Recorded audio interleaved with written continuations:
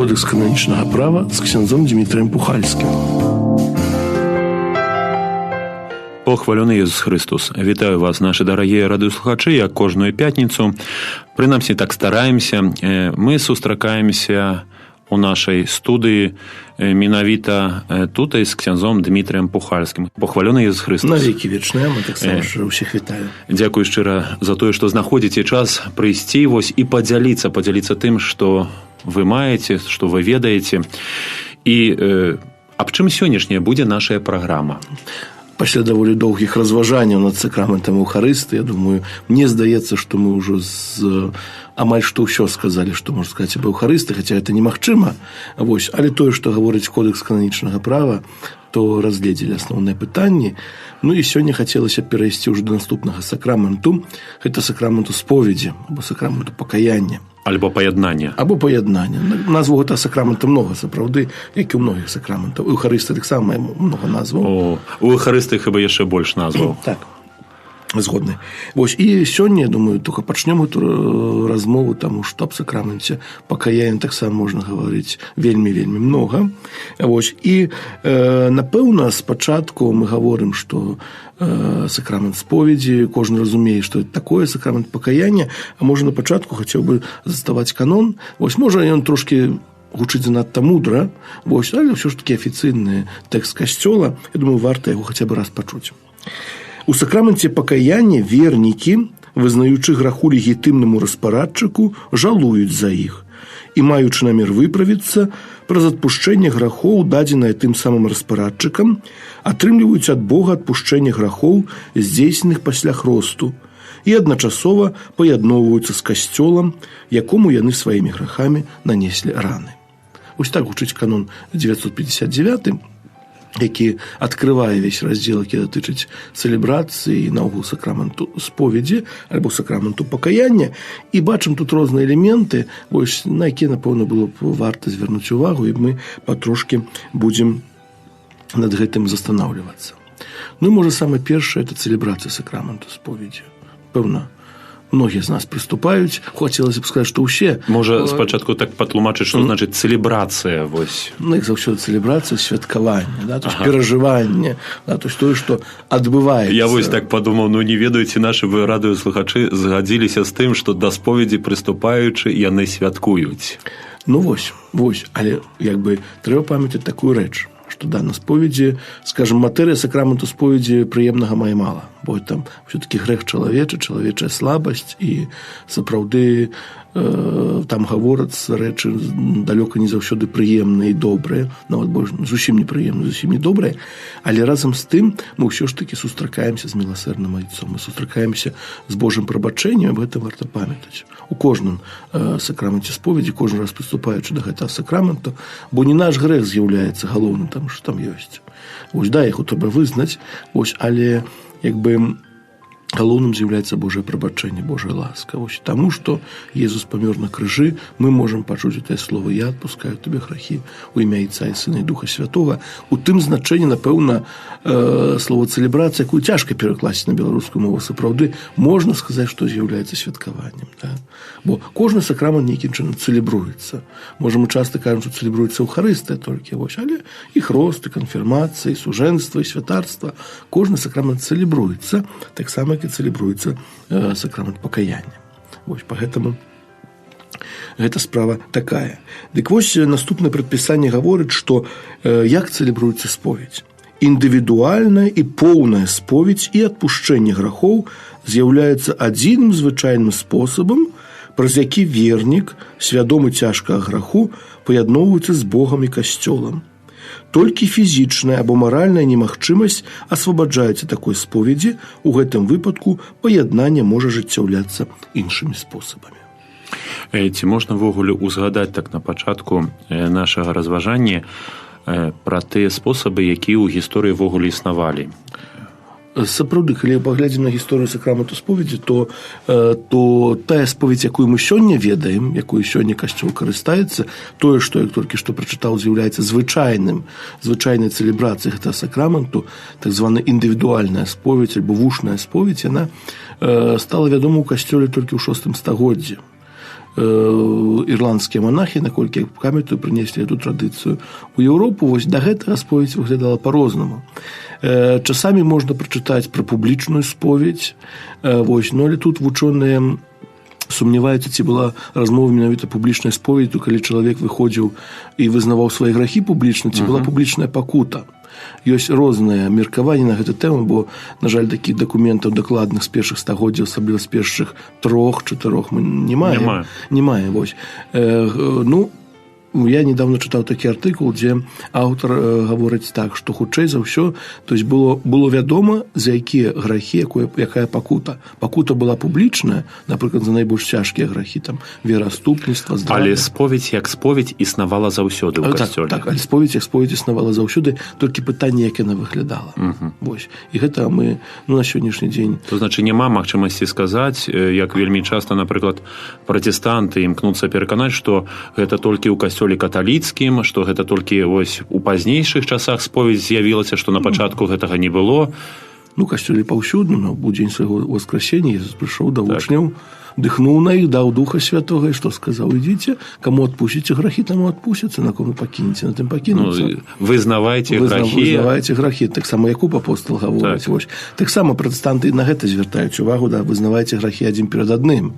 То есть там, але касцёл, напэўна, гэты сакрамент цэлебраў з самага пачатку, і мы верым, што так ёсць, кожны сакрамент устанавіў Езус. Так самы сакрамент пакаяння, вось, поэтому да гэтага сакраменту мы падыходзім вельмі важна. Дык вось, вяртаючыся да гісторыі, можа, то есть калі было вядома, якая публічная пакута, пакуты былі вельмі цяжкія, тады можна было дадумацца, які ў чалавека быў грэх. Бо найбольш цяжкія пакуты, публічныя пакуты былі за вераадступніцтва, за здраду сужэнскую, за забойства чалавека, за гэтыя 3 асноўныя грахі пакута, і часамі цягнулася вельмі доўга. Сапраўды, сёння мы, можа, трошкі яшчэ ўспомнім пра гэта, парадак цэлебрацыі споведзі такі, што спачатку святар удзяляе адпушчэнне грахоў, а пасля чалавек выконвае пакуту. Часамі у той самы дзень у касцёле, часамі можа пакута, як мы ведаем, трываць некалькі дзён, напрыклад, можа трэба недзе паехаць, там можа нешта зрабіць яшчэ, што немагчыма, але спачатку ідзе адпушчэнне грахоў, пасля ідзе выкананне пакуты. Але выкананне пакуты належыць да умовы адпушчэння. Так. То есть касцёл верыць, што чалавек гэта зробіць, бо інакш споведь будзе несапраўдная. 5 умоў споведзі. 5 умоў добрай споведзі. Толькі ёсць одно выключэнне. Ёсць адзіная сітуацыя, калі святар не можа адпусціць грэх, пакуль не будзе зроблена направа крыўды так званай. Гэта адзіная сітуацыя, якая гаворыць аб тым, калі ёсць ложны данос касцёльнай уладзе на спаведніка, што ён накланяў пенітэнт да граху супраць запаведзі. То есть, калі чалавек у гэтым спавядаецца ў такіх рэчах, то есть прыходзіць нехта да споведзі, гаворыць такі-то, я фальшыва аскарджыла такого-то святара, напрыклад, што ён у сакраменце споведзі прымушаў мяне да нейкіх сексуальных дзеянняў. І толькі ў гэтай адзінай сітуацыі спачатку спаведнік гаворыць: добра, не добра, ідзіце спачатку заяву, то есть, а пасля удзяляецца адпушчэнне грахоў. Будзе пра гэта казаць, пра таямніцу споведзі, то ўсё справа вельмі далікатна. А скажа чалавека лёгка, нават святара, бо святар нічога не можа бараніцца. Вось, таму касцёл, гэта адзіны момант, калі касцёл, так вот скажем, бароніць святара, як бы не адпускаючы, не ўдзяляючы адпушчэння граху чалавеку, пакуль ён не направіць тую крыўду. Понятно, на споведзі кажам, што-небудзь украў, аддай назад. Перапрасі, і бываецца па-рознаму. Але ў гэтай справе сапраўды вельмі паважна. Дык вось, а ў першых стагоддзях хрысціянства было наадварот. То есть там было менавіта спачатку выкананне пакуты, а пасля удзялення адпушчэння грахоў.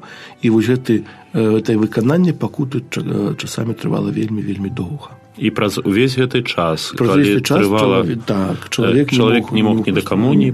Так.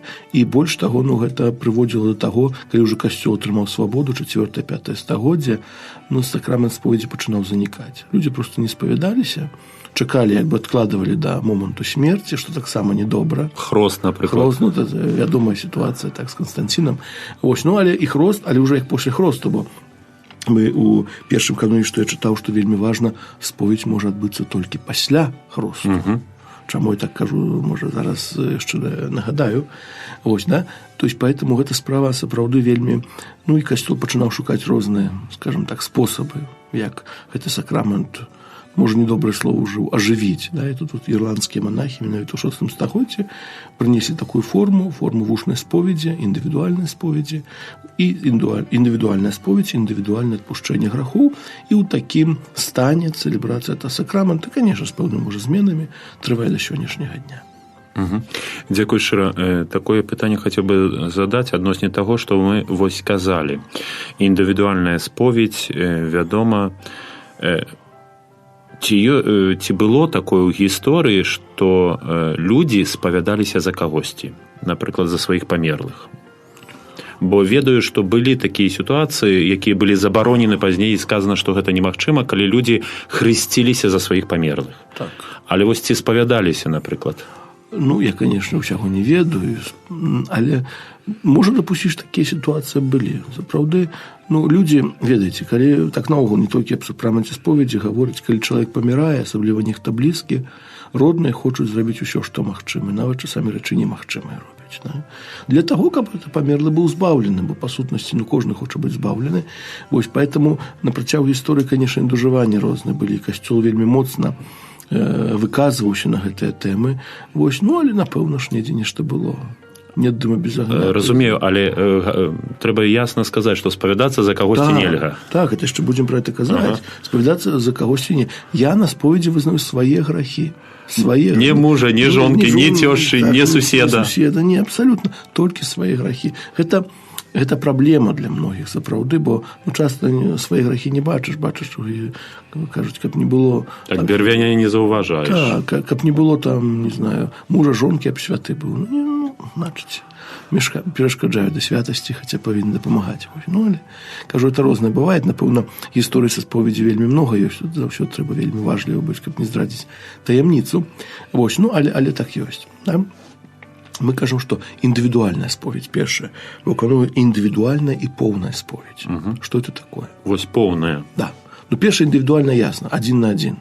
То есть звычайная споведь, адзін пенітэнт, адзін спаведнік. Да? Пра надзвычайная сітуацыя пасля будзем казаць. Да? Звычайна адзін, як звычайна людзі спавядаюцца, прыходзяць, у чарзе пастаяць, вось, яны самі і спаведнік. Што значыць поўная споведь?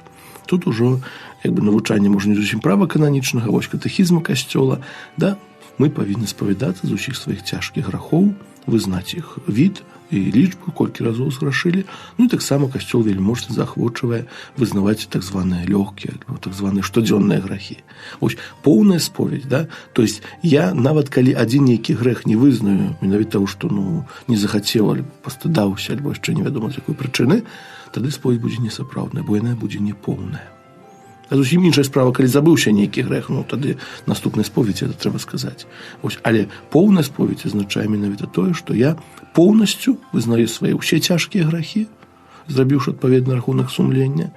Вось, то есть, да, што датычыць віду гэтых грахоў і колькасці. Від і колькасць. Так. Вось тут падла такое вось сфармуліроўка, што калі я нешта забыўся, я павінен буду сказаць на наступным споведзі. Так. Это так ёсць. Так ёсць, так, калі асабліва цяжкі грэх.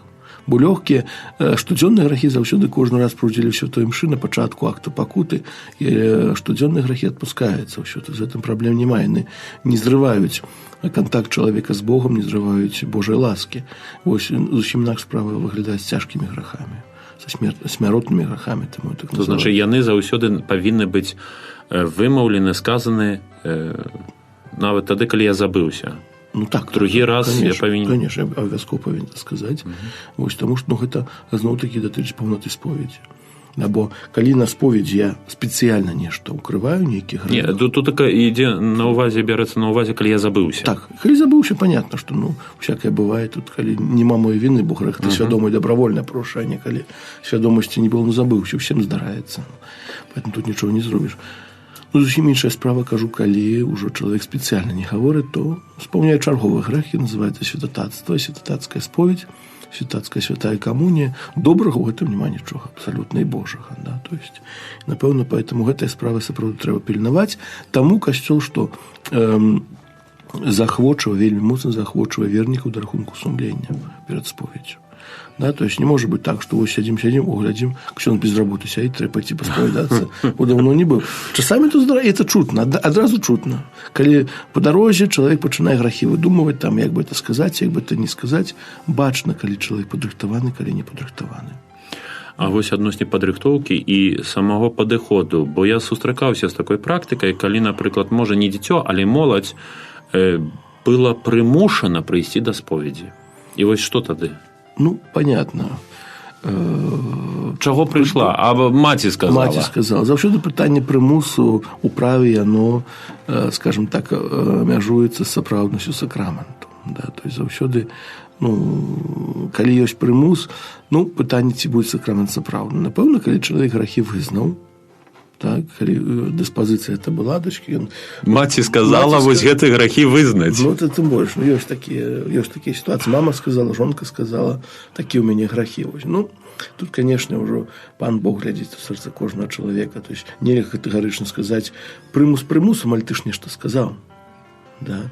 І не факт, што мама сказала табе тыя самыя грахі ты свайго, то ўсё-такі табе, можа, сумленне там нешта ойкнула, ўсё ж такі чалавек вызнаў, бо тут сакрамент споведзі настолькі делікатная матэрыя, што ну, сапраўды тут цяжка нешта агульна казаць. Да? То есть агульная дыспазіцыя чалавека, наколькі ён падрыхтаваны, насколькі ён шкадуе за ўсе свае грахі. Это настолькі ўжо Божая справа, настолькі ўжо толькі пан Бог гэта ведае. Вось. Мы, то есть, робім тое, што павінны рабіць. Да? Як пенітэнт, як святары-спаведнікі. Да, то есть ёсць канкрэтна пенітэнт павінен падрыхтавацца.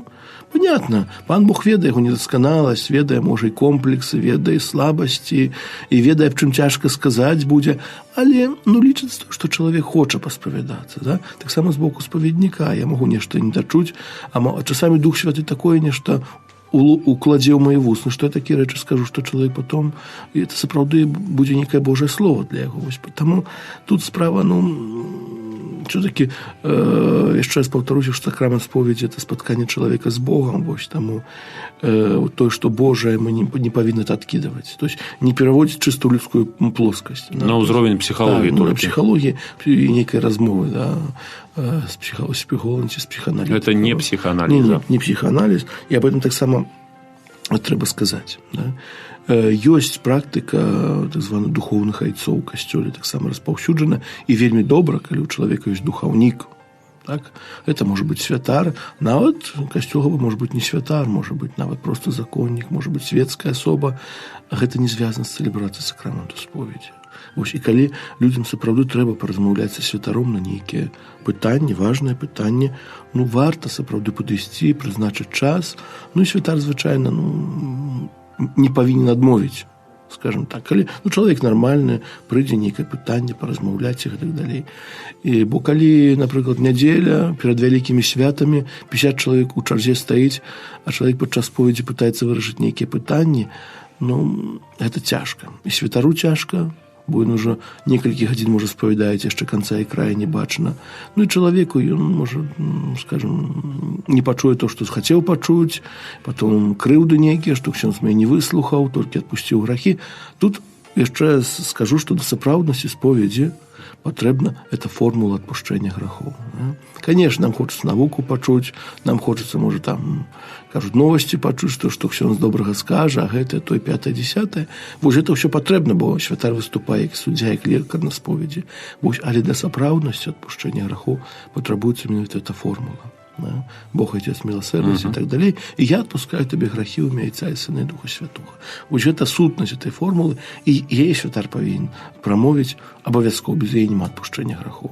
Остатнее там уже, конечно, по обставинах. Иначе кажучи, индивидуальная споведь, споведь полная.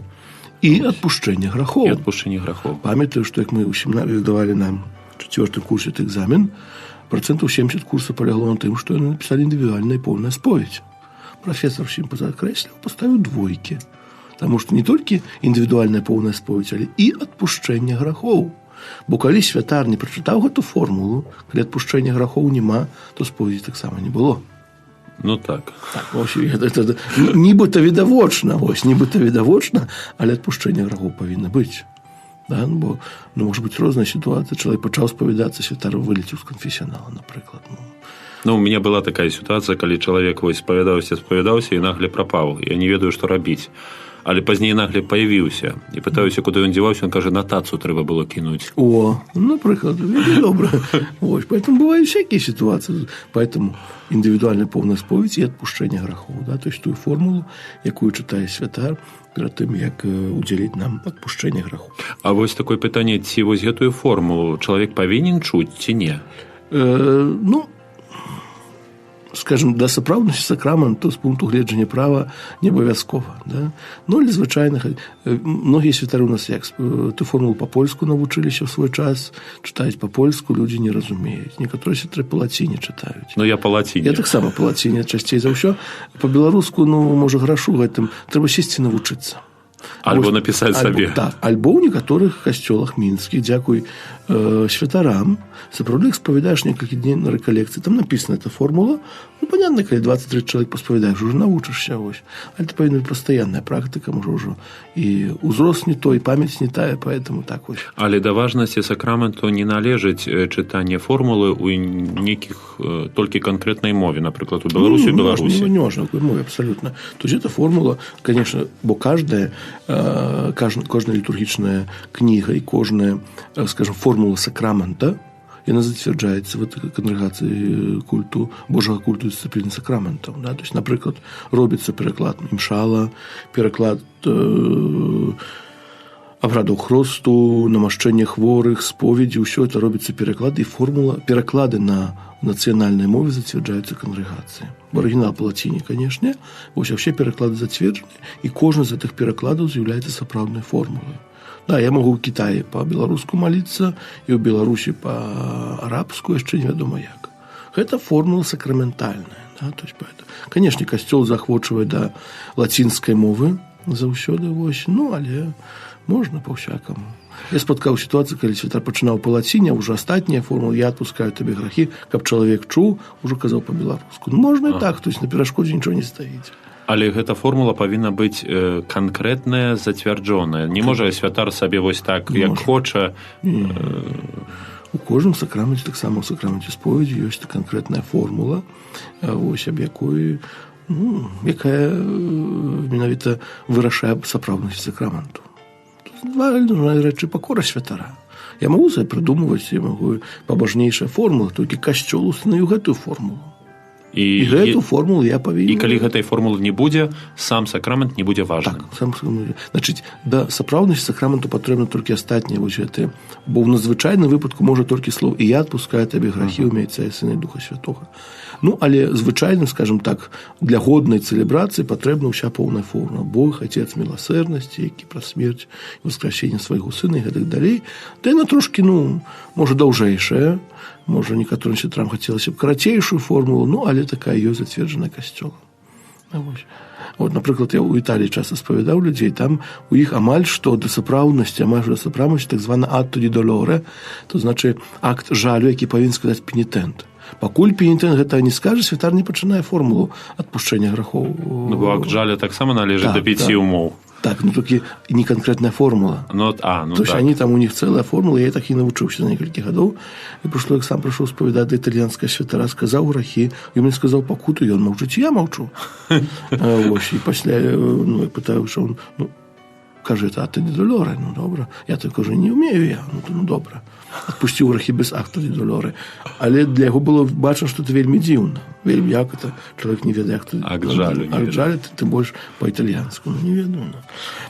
Поэтому, але гэта не да сапраўднасці. Да сапраўднасці мене это формула, якую агучвае святар. І вось цяпер адносне вось гэтых формул, адносне гэтых вызнавання паўнаты, адносне індывідуальнасці, ад якога часу, веку чалавек можа прыступаць да споведзі? Ну, вось ужо больш чым 100 гадоў, каля 100 гадоў у касцёле існуе практыка, што якось таксама з першай камуніі, таксама з першай споведдзю, то есть век, калі чалавек можа асазнаць свой грэх.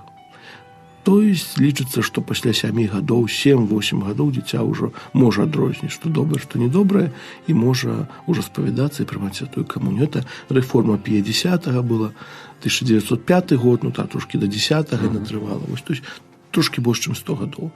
Раней спавядаліся і прымалі камунію людзі ўжо дарослыя, 17-18 гадоў. І цяпер хто з'яўляецца такім, ну, не ведаю, гварантам альбо распарадчыкам, хто усталяе вось гэты век? Ці гэта папросту... Гэта паўсюдная норма для касцёла. Я разумею, але ходзім не ў парафіі, напрыклад. Прыходзяць людзі і кажуць, вот мои вось 7 гадоў, хочу, каб дзіцё прыступіла да споведзі. Альбо вось 8 гадоў і да споведзі. Ну, прыступлення да сакраменту споведзі і таксама святой камуніі, тут ёсць катэхеза. Я думаю, што ні адзін пробаш просто так з вуліцы чалавек прыйшоў, 7 гадоў скажаце, хочу прыступіць да споведзі, ні адзін не дапусціць. Не, я разумею, але бацькі, напрыклад, хацяць, каб дзіцё прыступіла. Ну, бацькі многа чаго могуць хацець. Тут уже пробаш павінен адказваць. Вось.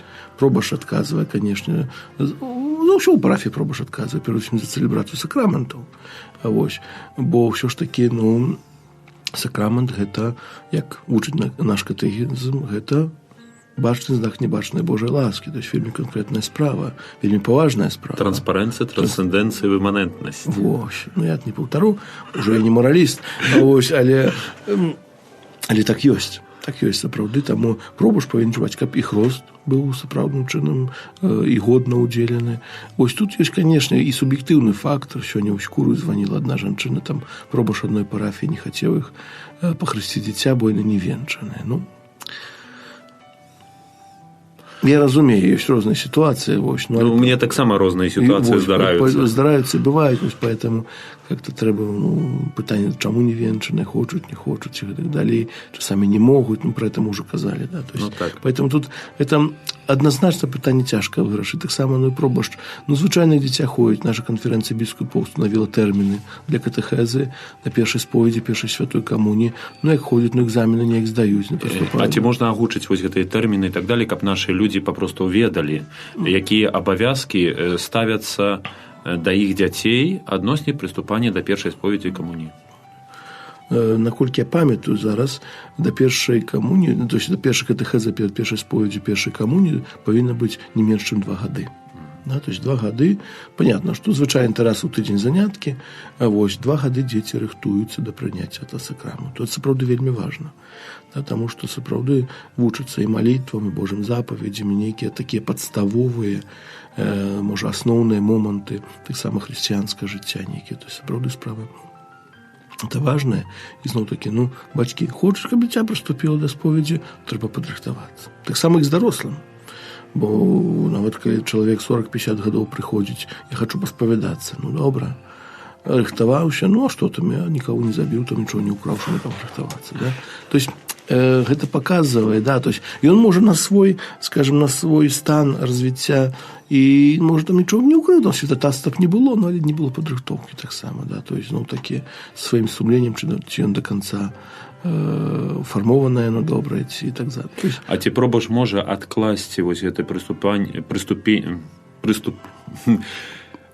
першую споведь дзіця, ці ў сувязі з тым, што гэта дзіцё не добра падрыхтавалася альбо не здала экзамены, скажем. Ну, можа, конечно, можа. Конечно, мае такое права. Мае такое права. Кажу, пробаш на ўсё ў парафіі, пробаш за ўсё адказвае. Ну, то есть гэта катэхеза, экзамен, таксама нефармальнасць. Не хочацца нікого пугаць. Ну, часамі дапамагаю ў катедры там экзамены прымаць ці паспавядаць.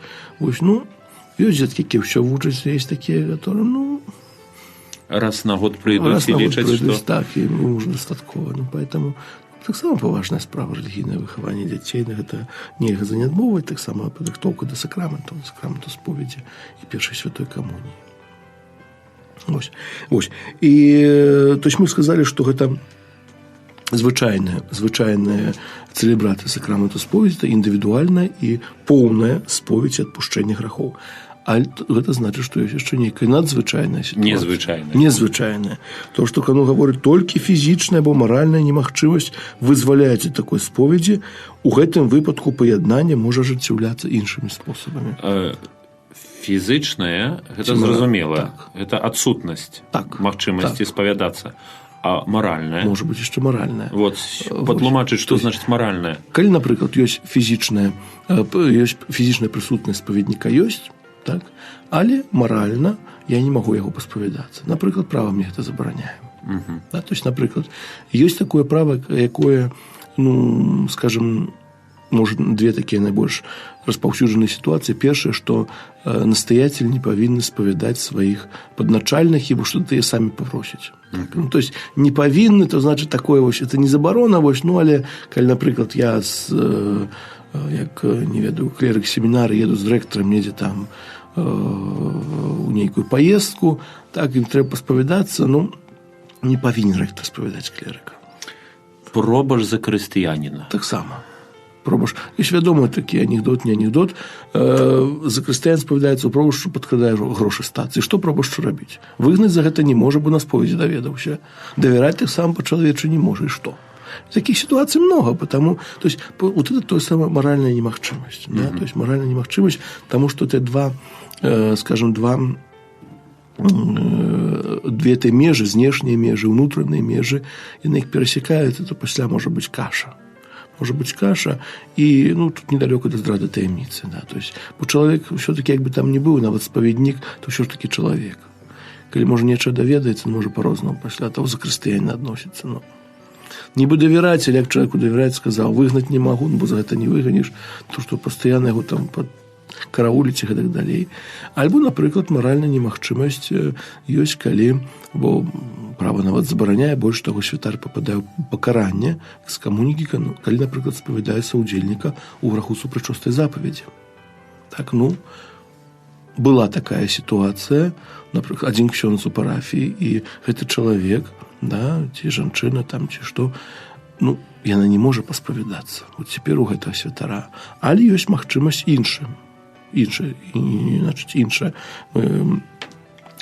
іншага паяднання чалавека з Богам.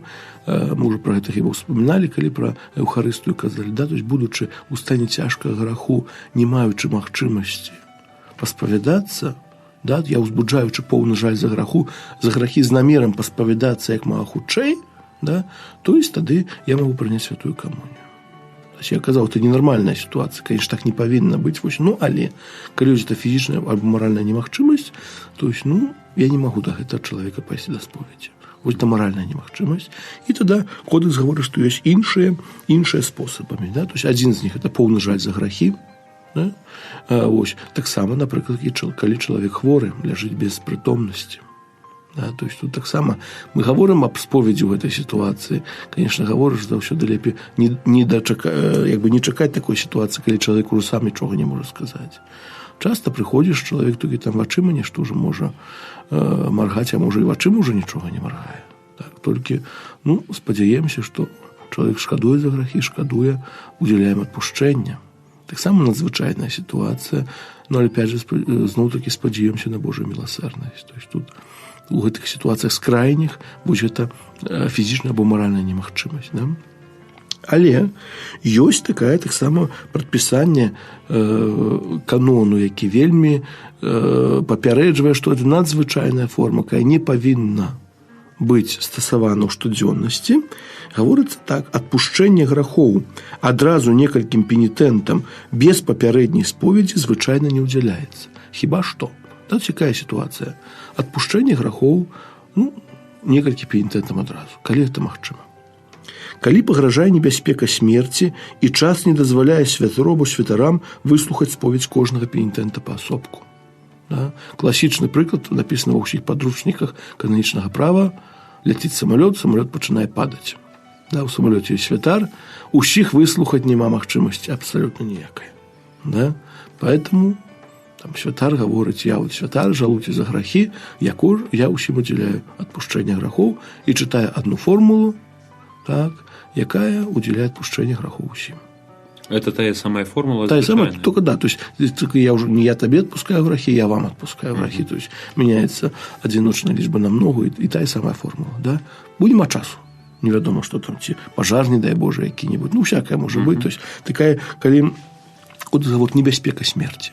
Сапраўды небяспека смерці, ну і няма часу, няма магчымасці ўсіх слухаць. Да? І другое, калі існуе паважная неабходнасць. Гэта значыць тады, калі, улічваючы колькасць пенітэнтаў, не хапае дастатковай колькасці спаведнікоў для таго, каб адпаведным чынам выслухаць споведь кожнага пенітэнта паасобку на працягу разумнага тэрміну, за чаго пенітэнты без уласнай віны павінны доўгі час заставацца без сакраментальнай ласкі або святой камуніі. Аднак такая неабходнасць не лічыцца дастатковай, калі спаведнікоў не хапае толькі па прычыне вялікай колькасці пенітэнтаў, якая мае месца ў сувязі з якім-небудзь вялікім святам пілігрымкай.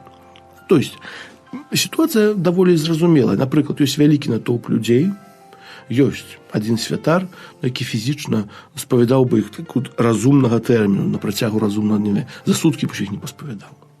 Да? У такой сітуацыі і другая умова, што яны, калі без гэтай споведзі, яны астануцца без сакраментальнай ласкі доўгі час. Напрыклад, савецкія часы. Адзін святар? Адзін святар, можа, нават прыехаўшы, бо як адзін святар у касцёле пастаянна на месцы, то няма такой умовы. Ну, так. Бо чалавек можа заўтра прыйсці ці паслязаўтра. Як прыехаў у Сібір дзе-небудзь. Прыехаў дзе-небудзь, заўтра выязджае, і калі наступны раз святар туды прыедзе, ніхто не ведае, ці Сібір, ці Казахстан, ці яшчэ невядома што, тады у такой сітуацыі можна ўдзяліць адпушчэнне грахоў адразу групе пенітэнтаў. Напэўна, гэта не датычыць сённяшняе наша Буцлава, напрыклад. Так? Так, чэргі вялікія, так, спаведнікоў многа, і можа ўсіх нават жадаючых бы не выспавядалі, хаця, дзякуй Богу, спавядаюць астатнія годы. Але тут ужо няма той умовы, што людзі могуць астацца без сакраментальнай ласкі доўгі час. Да, то есть тут яны могуць пайсці заўтра да свайго пробашча і паспавядацца. Па дарозе едучы з пробашчам паспавядацца. Так, па дарозе едучы, у пілігрымках, у другім іншым касцёле, кажу, дзякуй Богу, у нас у Беларусі сёння паспавядацца праблем няма. І поэтому понятно, што ў нас гэтыя умовы не дзейнічаюць. Адна небяспека смерці, всякае можа быць, але это другая, то есть тады, калі вялікі натоўп людзей, святару можа не хочацца, а ўсім разам бо кодекс дапушчае, не дапускае. Хацеў бы задаць пытанне адносна гэтай першай магчымасці, тады, калі існуе пагроза смерці. Бо, кажучы пра гэты шчыры жаль, мы мелі на ўвазе таксама тое, што пры найбліжэйшай магчымасці чалавек прыступіць да споведзі. А калі мінае гэта небяспека смерці, ці гэты чалавек, які застаецца пры жыцці, ці гэта група людзей, якая застаецца пры жыцці, то яна, ці можа яна, перш за ўсё група, вядома, ці патрэбна ёй прыступаць пазней да звычайнай індывідуальнай споведзі, ці аднак гэта прабачэнне дзейнічае нават без гэтага вызнання граху пазней. І кодекс далей гаворыць, я хацеў сказаць, калі небяспека смерці скончыцца, то есть чалавек жывы астаўся, ён павінен усе гэтыя грахі яшчэ раз вызнаць. То есть камунію ён можа прыняць камунію, але наступнай споведзі ён павінен сказаць, што была такая сітуацыя. То значит, вызнанне граху належыць абавязкова да самой сутнасці споведзі. Так, да сутнасці споведзі, канешне. Таму, калі, калі небяспека смерці паўтарыцца, зноў можа скарыстацца. Тут ужо у нас жартавалі на універсітэце, летаеш самалётамі, толькі падаюць, і ты пастаянна выжываеш. Такога, напэўна, не бывае. Але права прадпісвае ўсё. То есть, калі скарыстаўся з такога адпушчэння грахоў, вярнуўся дамоў, жывы, здаровы, дзякуй Богу, пашоў, паспавядаўся, сказаў, што была такая сітуацыя, вызнаў грахі, скажем так, з двух разоў. Так? Калі, не было, то не было. Калі не ўдалося, то не ўдалося. Поэтому гэта справа важная.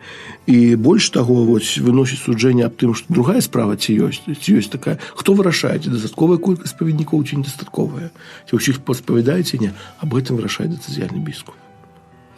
То есть сам у такіх абставінах, якія былі напісаны, знайсці гэтага біскупа і запытацца. Поэтому, тут, конечно, права гаворыць, што біскуп вырашае, але не, скажем так, калі нават адзін ксёндз ёсць, так ксяндза ёсць свой біскуп. Бо няма святароў так званых бездомных, няма вагусов. Да?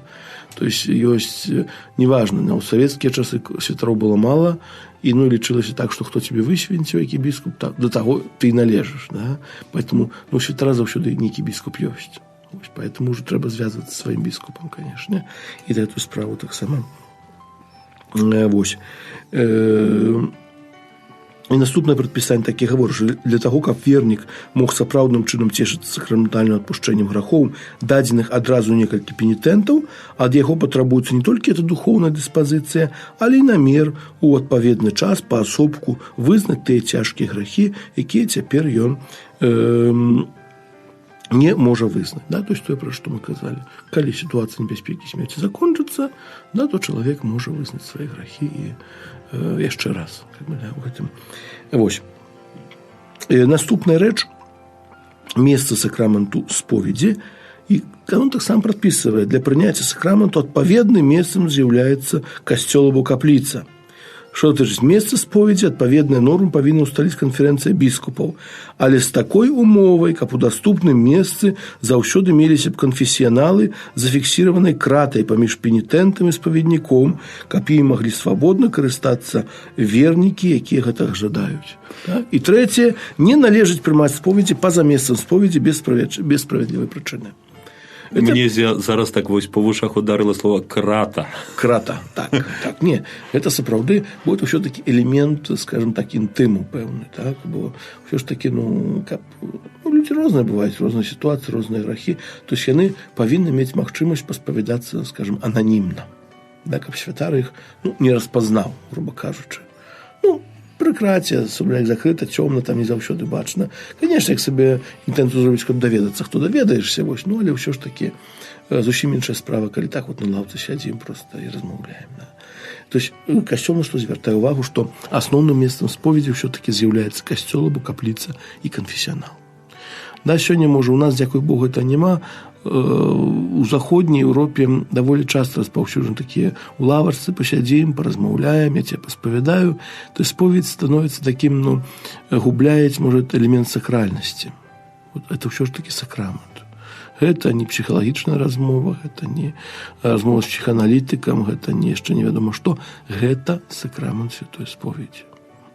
Памятаю, у Італіі на парафіі прыйшоў на одну парафію, прасілі памагчы, і там будзе споведь, там, напрыклад, у суботу з 15 гадзін. Я прыхажу, і шукаю таго пробашча, і як ты яго знайдзеш?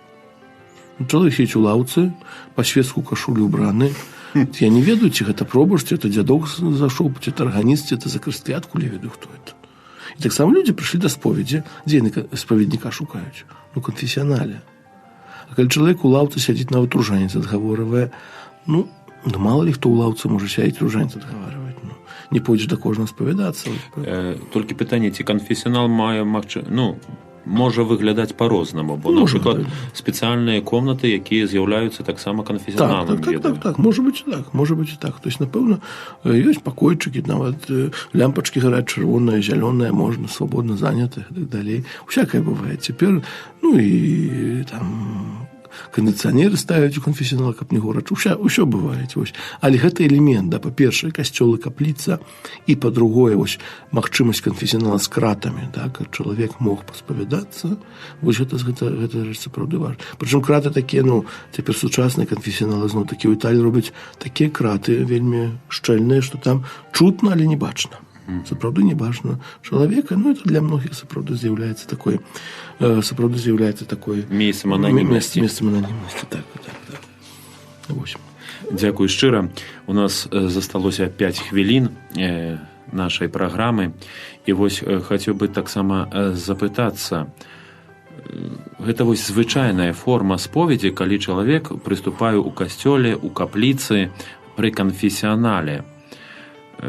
Ці важным будзе, напрыклад, такая споведь, которая, мне здаецца, зараз сапраўды будзе ўваходзіць, споведь пілігрымка. Калі, напрыклад, ідзеш, і да цябе падыходзяць у пілігрымцы і спавядаюцца.